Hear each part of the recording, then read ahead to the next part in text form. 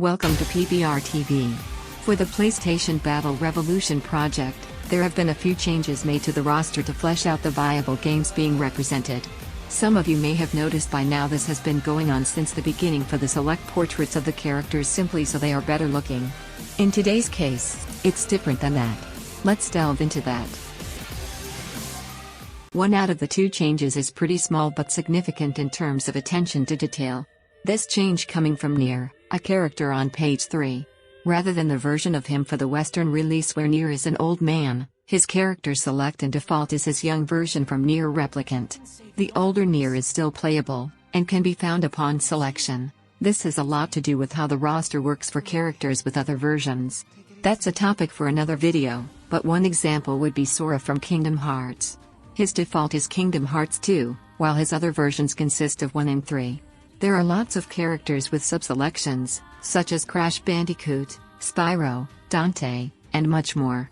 To get more of an understanding of this in terms of design and moveset, I recommend the PBR TV video delving into Sonic. For Nier's case, basically, PBR tries to take the original aspect of every inclusion and make that the main thing. Older Nier would technically be more familiar to those of us in the West, but it is not the true original. Therefore, it's been decided this was the way to go.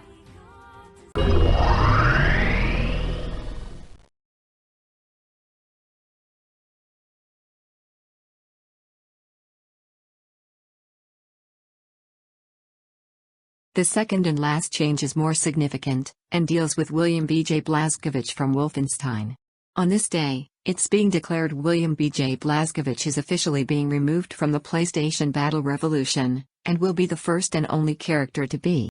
The reasoning for this is quite technical, but if you follow gaming news, you already figured it has to do with Microsoft's acquisition of Bethesda, and you'd be correct.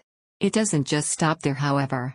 Bethesda game reps in the project, Dishonored, Prey, The Evil Within, and so on, are there to stay. Other series such as Doom, Fallout, and The Elder Scrolls had actually already been rejected way before. Personally, I'd love Doom guy, lol. So what is it about Wolfenstein that has it singled out? The viability for William's inclusion was hanging by a thread. Historically, it doesn't have a strong case for viability, but the William in this roster was based on his more recent titles developed by Machine Games. Unlike the prior games, it could fit from a particular philosophy given the roots and high level of importance his games had, akin to games of that same mold like Doom, Serious Sam, and Duke Nukem, of which, none were considered viable. The new Wolfenstein games were not timed exclusives, or catered a bit more toward the Xbox brand like the ones before. It was in the middle, and that in itself does not totally dismiss a character immediately, especially if it's AAA. Consider in the PlayStation All-Stars game, the amount of multi-platform characters that not only were included, but considered. For reference, in the playable roster, you have characters such as Reboot Dante, Isaac Clarke, and Big Daddy, as well as multiplex characters whose developers on both sides were welcome to joining, but couldn't for differing reasons such as Ty the Tasmanian Tiger. I avoid using this argument to justify every multiplat character inclusion. If not careful, it becomes more of an excuse, and the focus of making the roster PlayStation-oriented is gone. So with the significance historically of the Wolfenstein franchise, what can be described as a loophole in the recently developed games not being as Xbox-oriented as before, and what I've detailed about working with multiplats in general, William B.J. Blazkowicz had just barely made the cut into the roster. Now, with this acquisition by Microsoft, there isn't a single reason he's viable any longer, as history also pushes that position. Again, the other Bethesda-published games are there to stay. Microsoft, or any other huge company buying a game studio that has a character in PBR isn't a death blow to a character's viability because, unlike William, the history and level of being PlayStation-oriented don't support that.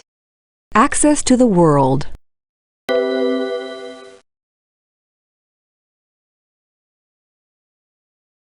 What will we ever do? The spot where Wolfenstein's William was is now free, suppose that's the end of that. Huh? Here comes a new